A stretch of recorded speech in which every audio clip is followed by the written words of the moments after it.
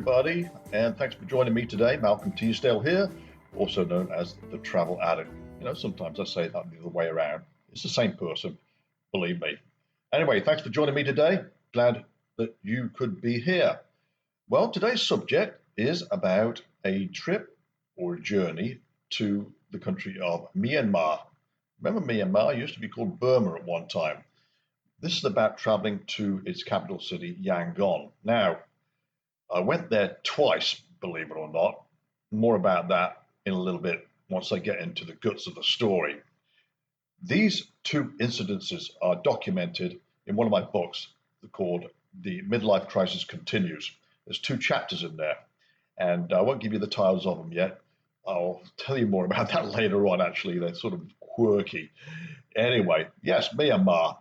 And when I first mentioned that I was going to this country, many people said, why on earth do you want to go there? It has a history of turmoil and there's an element of danger there. Why, in fact, do you want to go to such a place? Well, both of those statements are true. However, it had quieted down in recent years, and there was a new government, and it wasn't under like martial law or anything like that. So I decided to take the trip. Well, the first step was to get a visa, of course. So I did that. And I did it towards the time I was going to be leaving mainland USA. The visa arrived.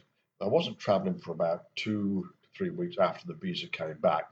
But one thing I had to document was my flights in and out of the country. In addition, I had to give proof of the hotel I was going to be staying at, which was the Clover Hotel in the city centre, sort of just round the corner from the best hotel in town, which was the Shangri-La.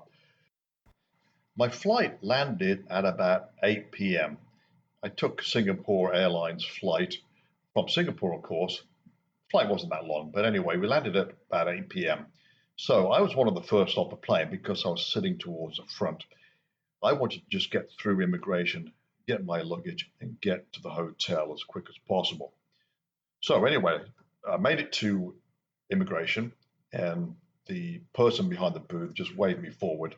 A lady in military uniform, handed over my passport, and she started shaking her head.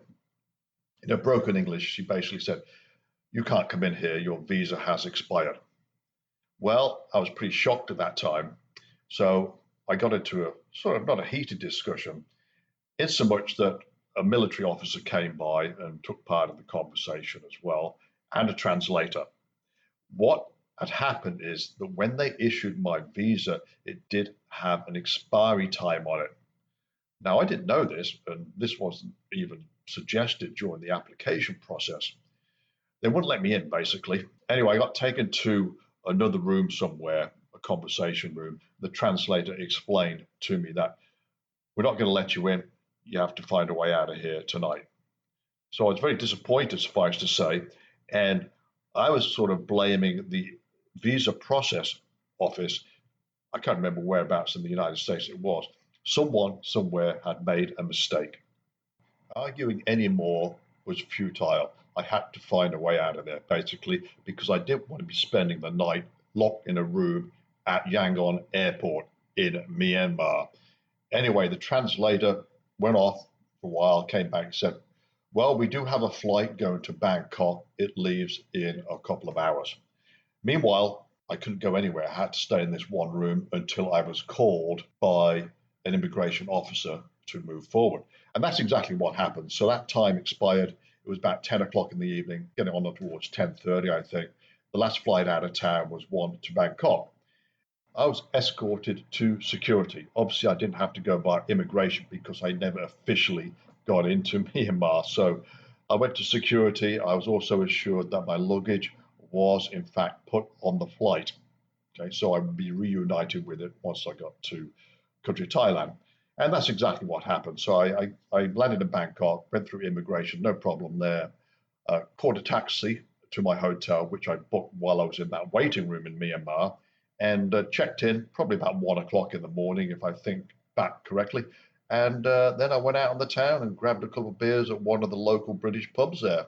And that was the end of my trip to Myanmar on my first attempt.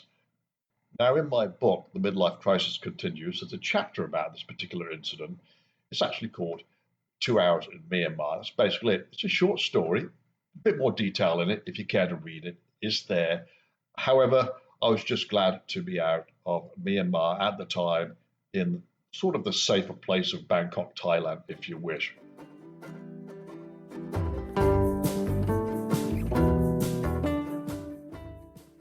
On to part two. The whole visa application process changed by the time I went back about a year or so later on. All I had to do was fill in a form and take a couple of photographs with me, and the process was called visa on arrival. Many countries do that now. Cambodia does it, for example. It should be an easy process. Well, at least that's what I thought anyway.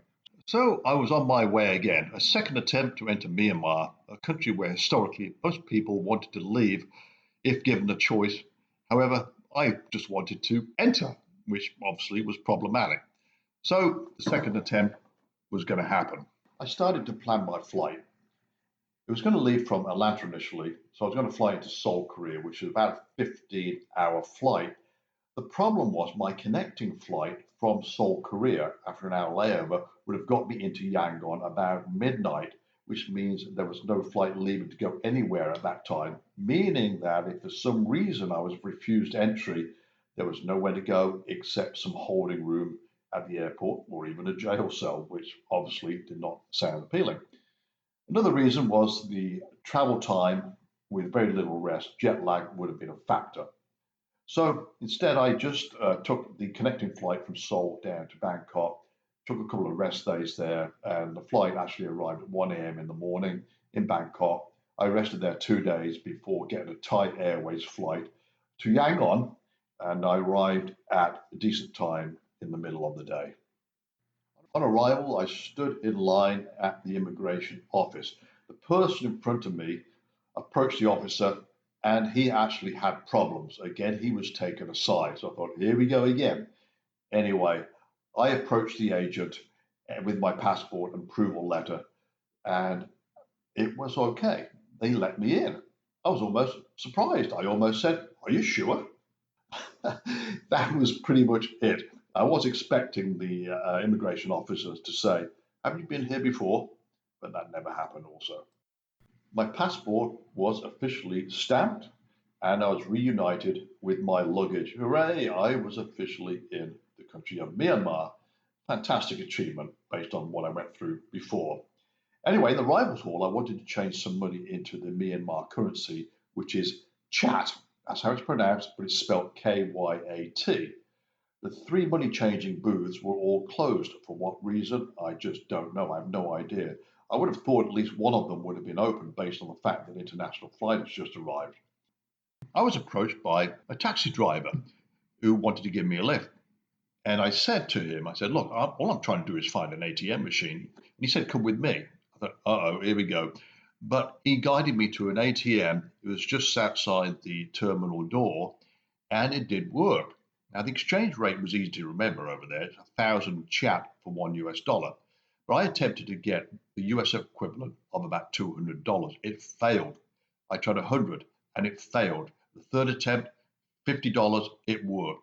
But I had no idea if I had enough cash for the taxi fare. So I had to ask this gentleman how much is a taxi fare to go to the Clover Hotel. And he told me, and lo and behold, I did have enough cash.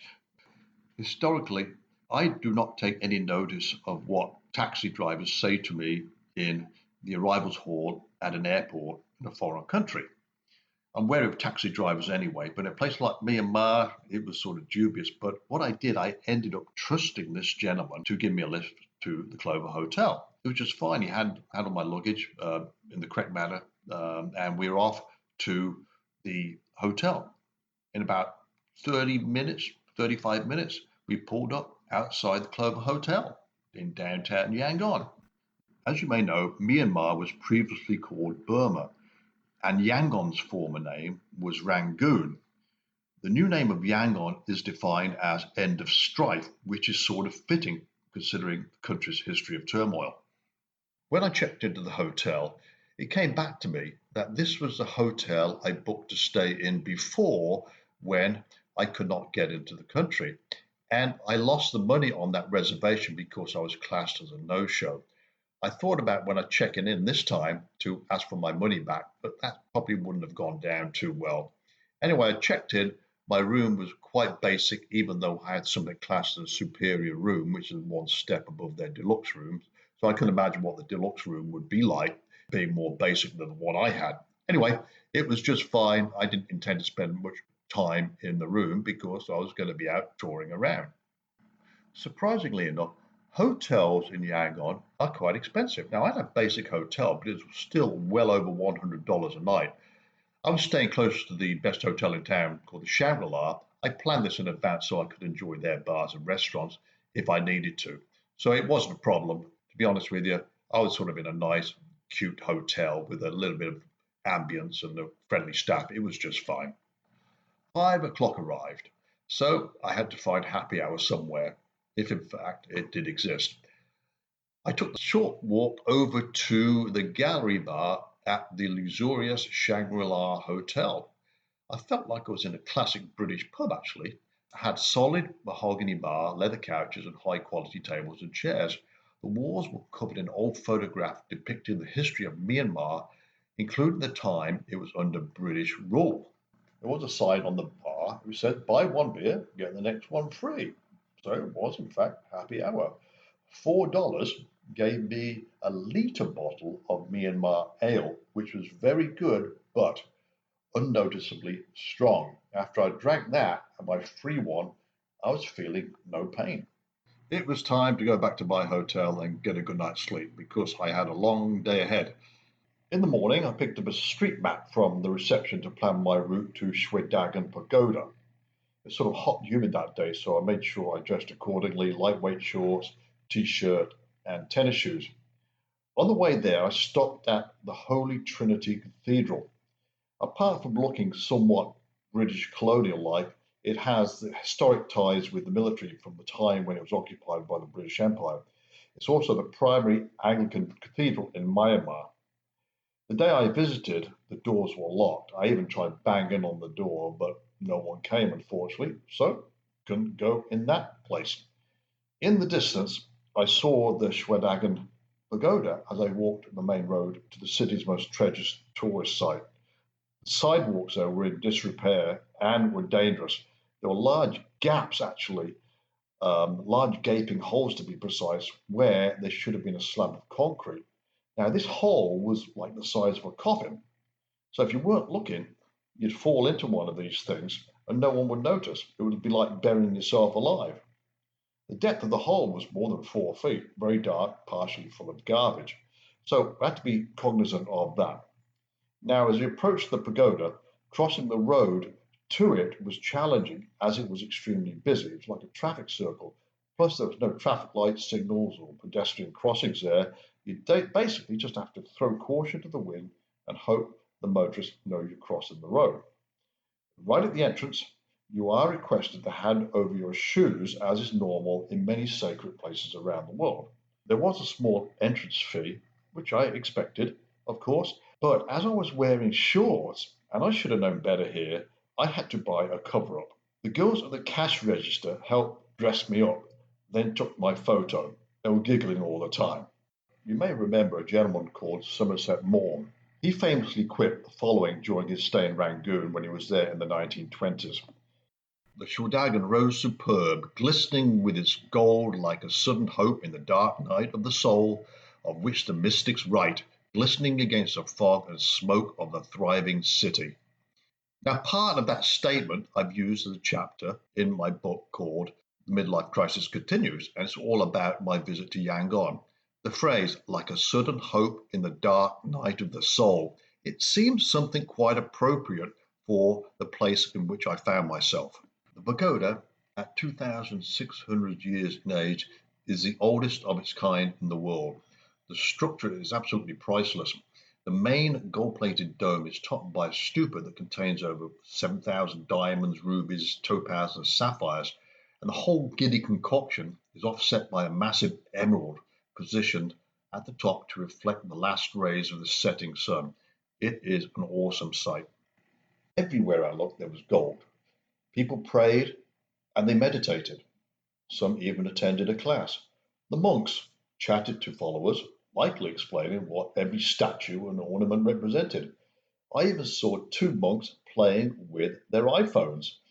So it sort of begged the question, I wondered what apps they had actually downloaded. Now, Myanmar is not a rich country in monetary terms, but it's very rich in architecture and culture. Just walking around the place, I knew it was somewhere that was very special and important to the people of Myanmar. In total, I spent about 2 hours absorbing the atmosphere and looking in awe at all the architecture. It's quite unbelievable, really. It was time to leave. And as I was walking down the steps away from the pagoda, my cover up started to come off, and a couple of the girls there started to giggle and point at me. What I did, I just gave them a smile of acknowledgement, which always goes down well when a person's in a foreign country. Tourism, though, is on the increase in Myanmar, but it is far from overrun with them. Although I am classed as a tourist, I really don't like tourists. I'd prefer to be by my own or have the whole place to myself. That, of course, is rather selfish. Anyway, for the moment, Myanmar is really not overcrowded with tourism, and that's probably a good thing. On the way back to my hotel, I noticed a trend at a few of the houses along the street. There were three guard dogs, but they're outside on the street surveying landscape there. There was a small dog-sized passageway that led back onto the property, but it was like they were guarding the street outside of the grounds of the house as well. I saw about 4 or 5 property that had the same, what I would call alarm system, so to speak. So as I walked past the dogs, they gave me the evil eye sort of, but they didn't snarl or bark. They only just kept looking around at the area, and they strayed not too far away from the sidewalk or to the border where it met the homeowner's property line. Really quite strange. The Park Royal Hotel is another high-end property in Yangon. Reviews on TripAdvisor suggested that the spice restaurant was very good. They offered a buffet and a la carte menu, but having the word spice in the name closed the deal for me. The nasi goreng was excellent. It's supposedly the national dish of Indonesia, and there's a reason why. It's stuffed with shallots, chilies, spring onions, nutmeg, regular onions, ginger and garlic, with a fried egg on top. Sort of delicious. Brings alive the taste buds. Now, after I ate that, I went downstairs where there was what I call, I think, a nightclub, which offers live music and a disco in sort of a modern environment. There wasn't many people in there when I arrived, which was about 10 o'clock. So this was going to be my nightcap. So I just sat at the bar and ordered a Myanmar ale. And then a band came on. And not surprisingly, they're from the Philippines, which is normal around Asia and other parts of the world. Anyway, Philippines are very underrated musicians. So you go to a bar or a hotel in Asia somewhere, it's likely that these people are from the Philippines. Anyway, that was the case here. As I said, there wasn't many people in this club, and the band came on stage and they played a famous song by heart. It was called Alone, and they were pointing at me because I was alone at the bar and there wasn't many people in the club. And it stuck with me after that, so it became one of my favorite songs. Anyway, I was minding my own business, sipping my beer. Now, a group of girls started to tease me. I don't know why. A couple of them walked past me and poked me in the ribs, then ran off giggling, almost childlike. Another one got my attention by waving and pointing to a friend, then me, as if to suggest we should get together. One girl walked up to me and stuck her head in front of mine and said hi, then walked off. I guess they were flirting, but anyway, but they were shy. No one actually came and sat next to me and started a conversation. But the bar never really filled up. Then the band left stage for a break. I decided to return to my hotel. I was a bit tired from the day's escapades, so to speak. A couple of the girls who noticed me leaving waved and frowned in a makeshift way. Very, very cute. Anyway, on the way back, I passed a monk who was taking a pee from the bridge onto the rail track below. Even they have the urge to sometimes go in inconvenient places. That made me smile. I nearly said something, but I just couldn't bring myself to doing so. At breakfast the next morning, I sat next to a Japanese man. He was probably in his 70s. It was the first time in Myanmar for him also. He was a businessman in his working days, but he now travels for pleasure. He told me he had been to 120 countries. For some reason, he had to tell me his scariest experience. I don't know why, which was when he was visiting Palestine during a time of conflict there.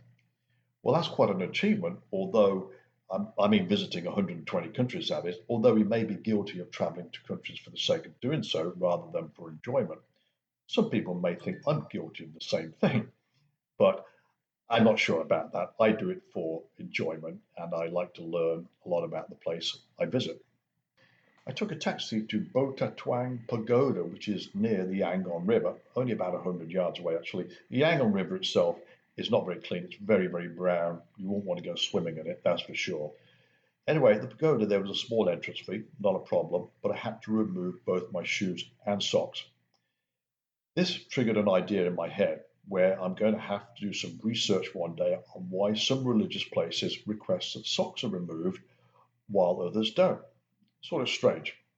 The main attraction in the stupa is it's sort of hollow inside. It's a mirrored maze-like walkway, but against the walls are glass showcases containing ancient relics and artifacts. In the places where there were no showcases, the walls plus the 10-foot high ceilings were completely covered in gold. In a couple of the tight corners of the building were monks sitting cross-legged. Both of these monks had a small box on the floor next to them looking for donations. I put some chat in their boxes. Remember, that's the Myanmar currency, by the way, knowing that although Buddhists are not materialistic people, they do need to eat. Many of them are just dirt poor.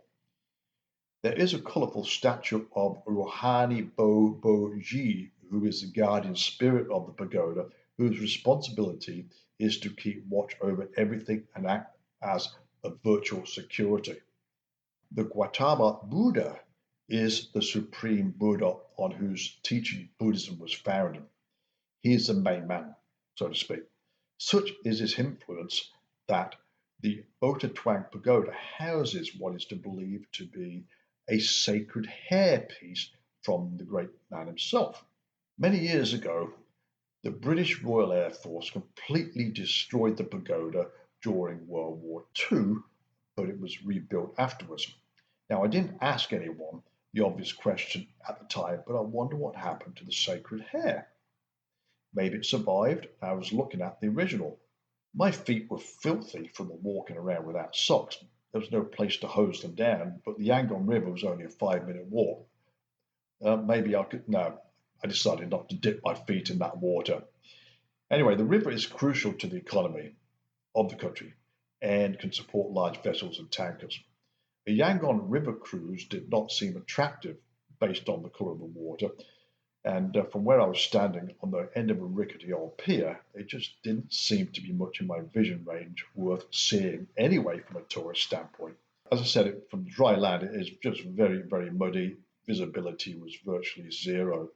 There was a few stalls nearby, which consisted of inedible street food, in my opinion, the type no tourist should even consider eating. It was time to go back to my hotel, and getting the attention of the taxi was sort of difficult, so I chased one down that was dropping some people off at the pagoda. Just in case he had never heard of my hotel, I asked for the Shangri-La instead because it's a major hotel. The Clover Hotel, people may not know about that. The Shangri-La, I assumed the taxi driver would know. He nodded in acknowledgement whether he understood me, and we were off. I opened up my street map to make sure we were heading in the right direction. The hotel was northwest from where we were staying, but he headed in an easterly direction. I ignored it at first, thinking that he was just going around a one-way street, but his direction of driving the wrong way from where I needed to go continued. I asked him where he was going and repeated my destination. He did not speak or understand English. Maybe I was premature in assuming that we were going the wrong way. Every junction, I was hoping he would turn left, but he didn't. Then he took a bridge across the Pazun Duang Creek, which is in fact a river, and headed further east. When we reached the other side, I felt that we were outside of Yangon, so I signaled him to pull over, while at the same time thinking that if I walked away from the taxi this time, it'd be very, very difficult finding another one to take me back to the city, because the traffic had become more sparse. He stopped at the side of the road, and I leant over and started pointing at the map where I needed to go. And I even suggested a route to him by pointing at some streets. He basically understood my sign language, but not what I was saying. We figured it out. So he had his go at pointing and talking, but it was hopeless. Nevertheless, he threw his hands up in the air, turned around, and headed back over the bridge. I felt better knowing that I could possibly find another taxi if I had to ditch this one. Driver and passenger were just not getting along, and it went quiet for the next 5 minutes. Anyway, my eyes were glued to the map. And everything changed. He opened up his glove box and pulled out a DVD. He had a small TV screen in his taxi. Up popped a music video of the Scorpions live in Athens. Greece, that is, which just happens to be one of my favourite videos of all time. I gave him a thumbs up and sat back in my seat and enjoyed it. Well, there were lots of one-way streets. There was traffic congestion. There were roadworks. Anyway, we made it back to a place across the street from the Shangri-La Hotel. I gave him a large tip, and he was a happy camper, but probably decided to go home after that rather than pick up any more tourists for the day. Anyway, what an experience. That's why I don't trust taxi drivers in foreign lands. It was lunchtime, so I stopped in the Shangri-La for a sandwich and a beer just to calm myself down. The whole taxi thing sort of put me on edge. As in some Latin American countries and occasionally in rural areas of the Philippines, kidnapping people in taxis does in fact happen. Yangon is supposed to be quite safe by the way of crime, but you never know. There is always a first time it could have been me. Anyway, that afternoon, I walked past St. Mary's Cathedral, which is a Catholic church that looked very similar to the Holy Trinity Church from the day before. The builders used exactly the same type of bricks. It too was locked, but I did peer through the window and it just looked like a typical Catholic church. However, I'm not sure why I would expect anything too different from what I see in the USA or back in the UK. I walked to the area of the city where there were markets and Chinatown. Food stalls always fascinate me in foreign countries because I like trying to guess what they're selling and cooking. There was cooked food, some recognizable, some not, some that looked like it had been simmering in the midday heat for hours. Back home, the health inspectors would have had a field day with these practices of hygiene. Suffice to say, I wasn't hungry at all. Chinatown on 19th Street has various cooking stations set up at various places, with most foods being deep fried in a wok, which no doubt would probably kill any lingering bacteria. And some stall owners will grill in meat over an open flame. Sugar cane was being crushed the old fashioned way by cranking it through two metal barrels. There were vegetables and spices that were being chopped up and bagged. There were concoctions of marinade to flavour anything one might eat, all on display. The street was bustling with life. It's a good atmosphere, actually, and after a long day, restaurants, however small or large they may be, offer seating outside to the hungry locals, and the booze flows freely to create sort of a fascinating and fun atmosphere. Throughout the day, the amount of litter on the streets piles up. A law forbidding people to do this seemed like it would be a good thing to fix the bad habits of people, but there sort of isn't one, appears. Maybe it's because there's nowhere to put it. I sure didn't see any bins on the street. After a long day, the waste paper and waste food is just piled up in different places, maybe on a street corner or outside a store. I think there must be some cleanup process, otherwise the city would just be totally engulfed in garbage within a few days. I saw several people just throwing litter on the ground without any regard for the environment. Stalls that cooked and served food rinsed utensils and plates from water obtained from sources I didn't see, but likely there was probably a faucet somewhere nearby. That in itself would be harmful to us Westerners, I believe, especially if we drank it. It appears that street food is cooked around the clock. Even when I left for the airport at 4 a.m., there was someone grilling or deep frying something on the street. In the evening, I dared to take a taxi to the Strand Hotel. This time, I arrived without conflict at this five-star hotel, Grand Hotel actually. It oozes with British colonialism. It looked like a small version of the famous Raffles Hotel in Singapore, if you've ever seen it. It was built in the beginning of the last century and has kept its original look since then, albeit there's been a few restorations along the way. The Strand Bar was very elegant with like beautiful style furnishings and teak lined walls. I just sat at the bar where I drank a pint of a local beer and thought about all the conversations through good times and bad times that may have taken place over the last century in that place, of course. It was definitely the meeting place for the elites back in the old days, no doubt about that, which I'm sure there were very few of them. The barman gave me a plate of delicious snacks consisting of chips and nuts, which I devoured in no time at all. He then offered me another one, which I had to turn down. I looked at my map for the 50th Street bar and found it close by. At the time, it seemed like a good idea to just walk, as my map showed it to be only 2 streets away, so how difficult could it be? I walked north and I arrived at Merchant Road and took a right and cautiously crossed over, dodging between moving cars. I was at 40th Street, so logically, in 10 streets' time, I'd be at my destination. The further east I headed down Merchant Road, the fewer the streetlights, and the more the road became unkempt. After a little detour, I finally found the restaurant, 50th Street Bar, and it was down a side street which was very difficult to see. There were only a smattering of customers inside, but that didn't take away anything from the nice atmosphere. It seemed to be misplaced over in a dark, dingy area of town where few people walked at night. Not that I felt threatened or worried about being attacked, but rather falling down in one of those big gaping potholes in the sidewalks, never to be seen again. It was really for the late night crowd, so what I did, I just decided to get a taxi back to the Shangri-La Hotel and enjoy their extravagant buffet. It was an all-you-could-eat thing. It was Indian, Chinese, Italian, Western, and Thai dishes. I favoured the Indian dishes, of course, but sampled a bit of each. I was probably a little guilty of eating too much, but the aim was to hold me over until I left the country. And it did actually at 4 a.m. in the morning. The alarm came in, I got up. The restaurant was closed, of course, but the only food available was, as I mentioned before, one or two street food stalls out on the street, but that wasn't going to happen. Anyway, got to Yangon Airport. It's sort of untidy and clean, by the way. There's no issue passing through immigration or security there. The latter did not really consist of much that would deter potential terrorists. Anyway, try not to worry about that.